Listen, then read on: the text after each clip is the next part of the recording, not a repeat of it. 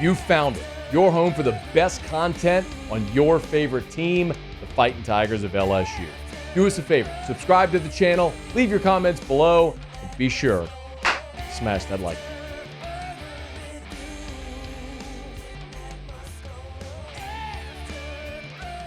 I am assuming that most of you by now at 5:05 p.m. Central Time on Monday, November the 20th, have seen this tweet or at least heard about it from John Canzano. If you're not familiar with John, John is very good at what he does. He is a statewide radio host in the state of Oregon. He also used to write for Oregon Live, which is the same ownership group that has like AL.com and all this. And I believe now John has since left there and has his own website where he publishes all of his written content. But he does a syndicated statewide show in Oregon. He is sort of like a voice, one of the voices of Oregon sports. Not the University of Oregon, the state of Oregon. Just for some context, back in 2011, when LSU and Oregon played in the season opener, John and I did a lot of reciprocal radio. And that was it was a huge game, obviously, in the offseason, but you might recall there was a lot of off-the-field stuff that kept transpiring leading up to that game. At LSU, there was the Shady's bar fight and all the suspensions. Oregon suspended Kiko Alonso, the linebacker, who was a bit of a knucklehead off the field, but was a really great player for them, so he wasn't available in that game. There was a lot of stuff, okay?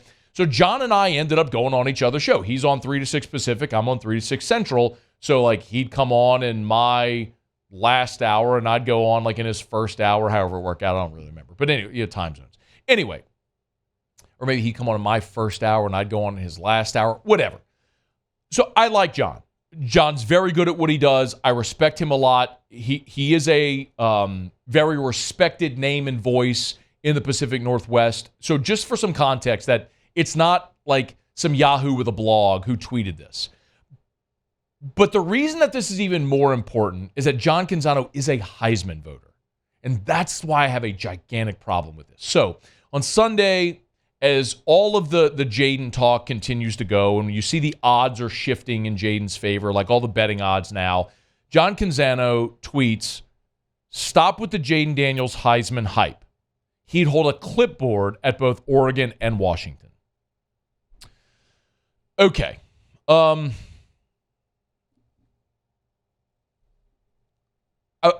I know a lot of people just teed off on John with emotional responses, and I don't blame you.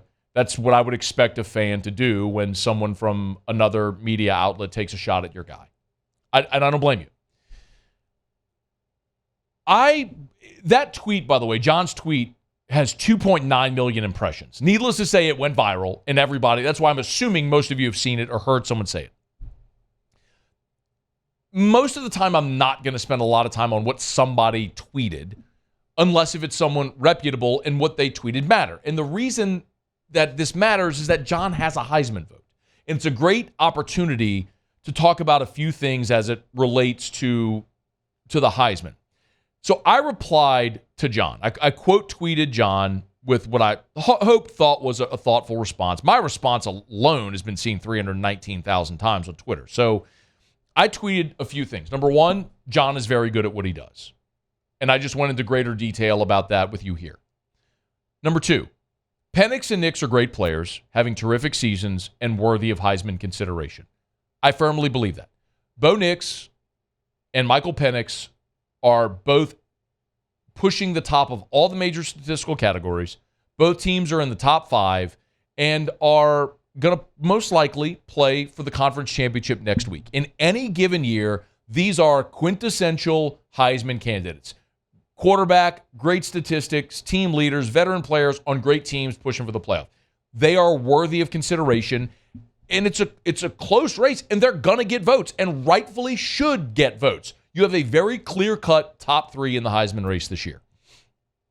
I write also, Daniels is objectively having the best season of any player in college football. This isn't debatable. What I mean by that is when you look at objective metrics, Jayden Daniels leads the country in touchdowns accounted for. Jayden Daniels leads the country in yards accounted for. He leads the country in yards per attempt. There are endless amounts of statistical categories where Jayden Daniels leads the country. You've seen them all. I don't need to rattle off the list. You understand it. By objective metrics, Jaden is having the best season. Subjectively is where you could have the argument of, well, they've lost 3 games, and what would Bo Nix or Michael Penix team be without them? And they're in a playoff race and strength of schedule. That's where you can bring in all the subjective opinions. And it's okay if someone subjectively thinks Penix or Nix is more deserving than Jayden Daniels. That's okay. Not everyone's going to agree on everything all the time. It is very rare that you have a Joe Burrow situation, which is why he won in the greatest landslide in the history of the award. It was just obvious to everyone. And if you had a vote and you didn't vote for Joe Burrow, you probably shouldn't have a vote in 2019. That doesn't always happen. Another thing I noted, and this is where it's important to factor in here. My fourth point was regional bias has always existed in Heisman voting, which is why the Heisman Trust divides the votes regionally to mitigate impact. John Canzano's tweet is a great example of that. The reason that Heisman voters, that you don't just have a glut of votes in the Northeast or in the Southeast, is because of exactly this. You will invariably have regional bias. It happens every year. When you look at maps of voters and how every region voted for the Heisman, you will see a regional bias for a certain candidate. It's just the way it goes, except for years where there's an obvious choice like Burrow in 2019. So this year shouldn't be any different. And I respect the fact that the Heisman Trust does it that way to try to minimize the opportunity for bias to affect the outcome. I also pointed out that my opinion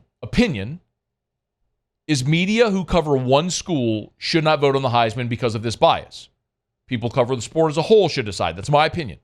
That national media should vote for awards like the Heisman Trophy. Not only because of bias, but also, when you are a beat writer covering one school, your day Saturday is not made up of watching all of college football. I'll give you LSU for an example. LSU played at 7 o'clock this past week against Georgia State.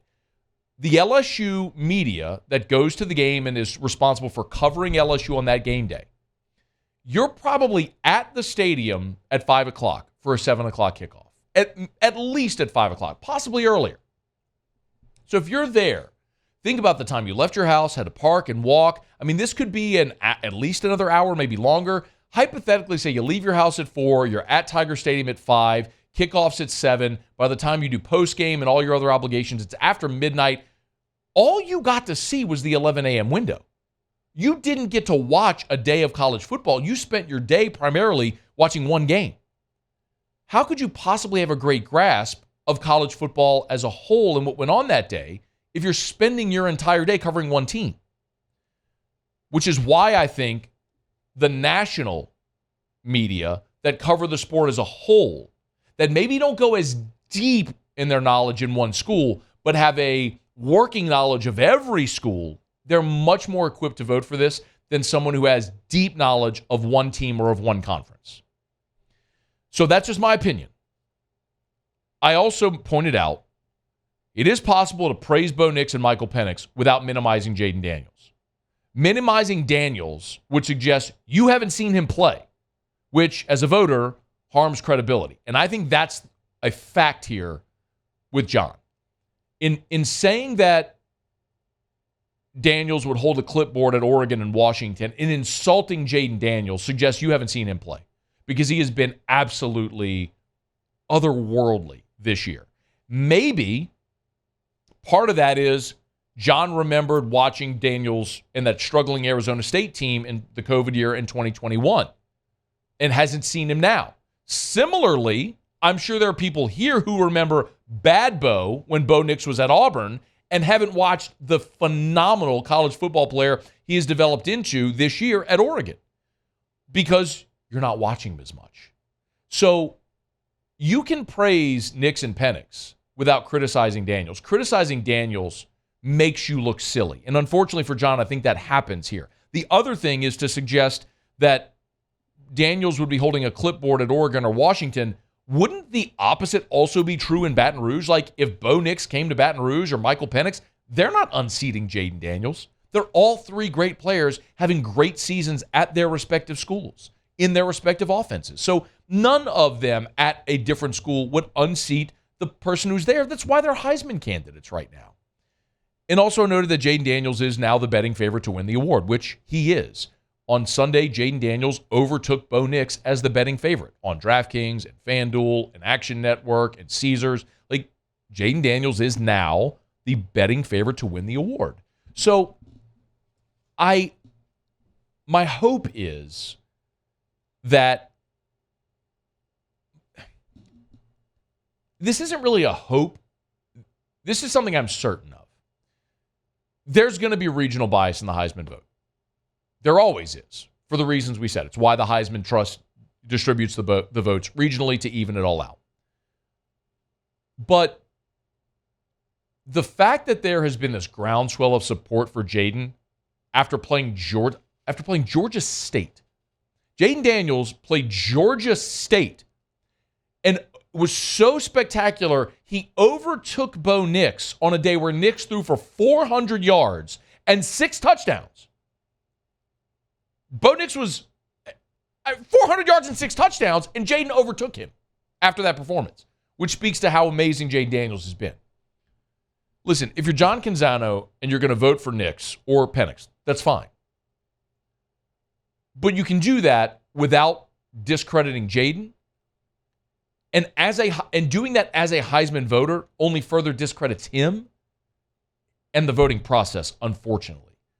So it was the type of thing that I would expect to see like a fan post on social media, not a respected media member that also has a Heisman vote. And that's,